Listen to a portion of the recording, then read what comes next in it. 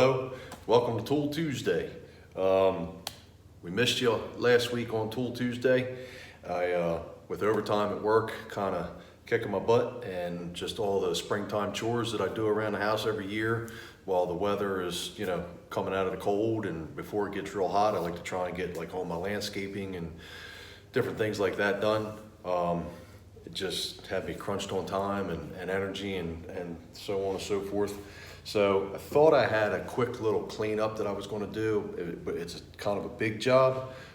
But I've been sitting here looking at it before I started the video, and I found a whole bunch of problems, and it's not going to be a quick cut and dry little project. So what I'm going to do is we're going to have to do this in multiple parts.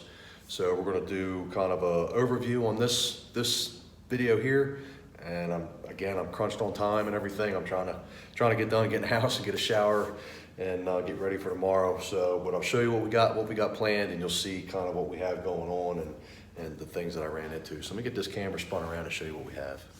Okay, so here we go. We have two really big pipe wrenches.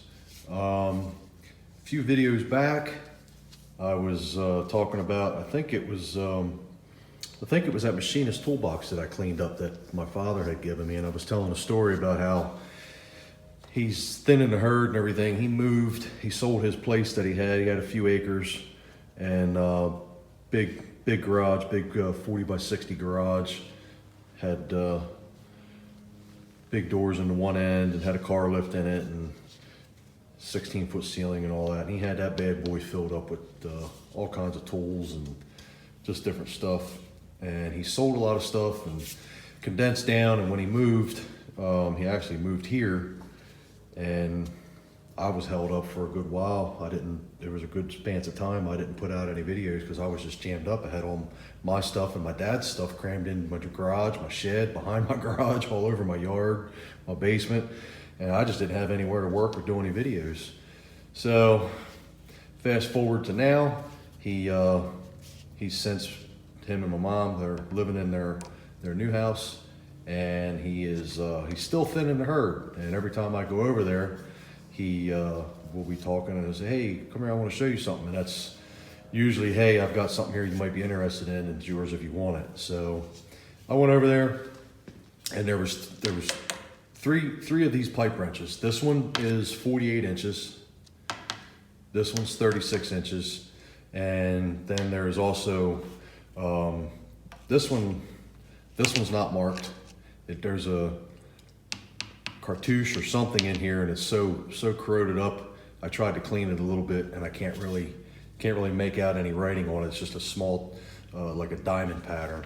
This one is a, I guess, Trimo. I'm not sure if I'm pronouncing that right. That's this one here, the 36-inch one. And then the other one is in the shed. It's also a 36-inch, but it's a rigid. I didn't bother bringing it in because it's just a big rigid pipe wrench. It looks like every other rigid that is on the market today, other than it's rusty. So this one here is the one that I had my sights set on to work on. There was a fourth one. I think it was a little bit bigger than this guy, but my father had modified the jaw on it, or the top part. He had cut a section out of it and added to it and made it a real big long hook jaw, and he was using it for tightening the packing on a lift cylinder on a dump truck. So I opted out of that one. I thought about using it for parts, but it was even bigger yet, and it was a little bit different than these two. These two here are real similar, and you can see on this guy here, here's my problem. You can see where there's like jagged metal, and it's like broken here and here. And I wasn't really sure what it looked like. I had this guy in the shed. This has been laying on my bench here for probably a week or more now.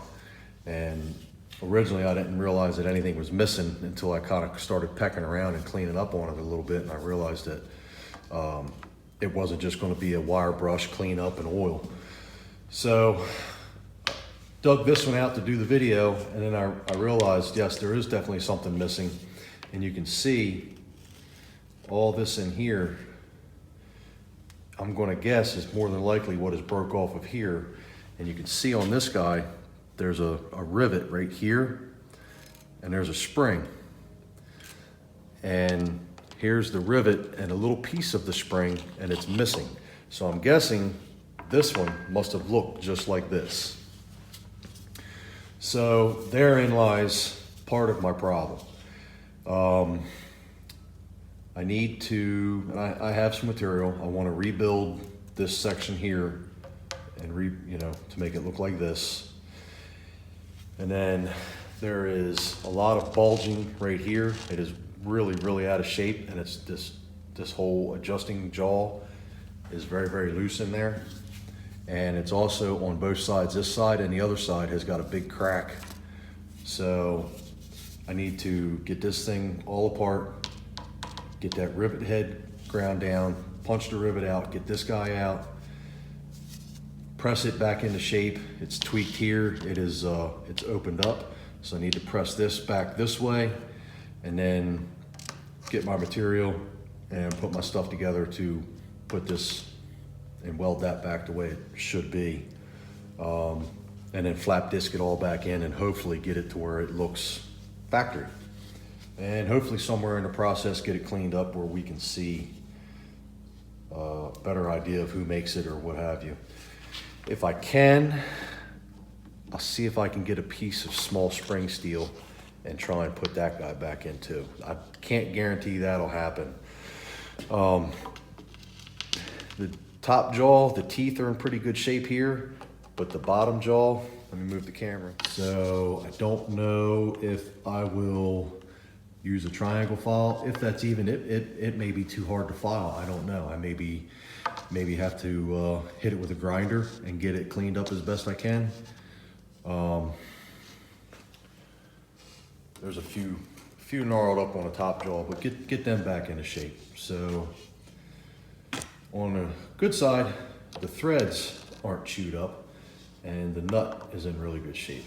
Outside of that, in the shaft, the handle, it's straight both ways, lengthwise and sideways. So that's our project coming up, and I was hoping, I really could, if I wanted to, go ahead and clean the smaller one up, but I had my heart set on this one, and I think the bigger one, I think it'd be just good content to go ahead and stick with my game plan and get this guy put back together. So, alrighty, we're gonna wrap this up. If you've stuck around this long through almost 7 minutes of me talking, you're awesome. I really appreciate you. I really appreciate you stopping by and watching this video in general. I missed last week, and I got some weak content for this week, but I appreciate it. Trying to work and get my overtime in and pay the bills, keep the lights on around here, and I'm just trying to do the best I can. So, but real quick, I almost bailed on this project, but a few weeks back, I'd been talking with fellow YouTuber, Big Vic's Workshop, and he had kind of mentioned that, it'd be pretty cool to check it out. And I still kind of mulled around, and I finally made up my mind to go ahead and do it, and then I stumbled on them bigger problems, and I was already a little weary about doing it because it's so pitted and dirty and rusty and everything, and it, who knows how long it's going to take or what kind of condition I can get it up to. But I'll be honest with you, I'm actually pretty excited to get into it with a little bit of welding and everything. It's something nice and different. It's not one of the old screwdrivers I've done recently, or like the blow torches. They're small and fiddly. It's a nice big project. I'll be able to get the welder out and do some welding, and I'm actually looking forward to it. So thanks, Big Vic, for the idea, and yeah, next week hopefully we'll get something a little better. Maybe get this guy disassembled and clean it up a little more. Maybe find a little bit more of something on there to identify it. But yeah, hey, that's what we got for this week. Thanks again, guys.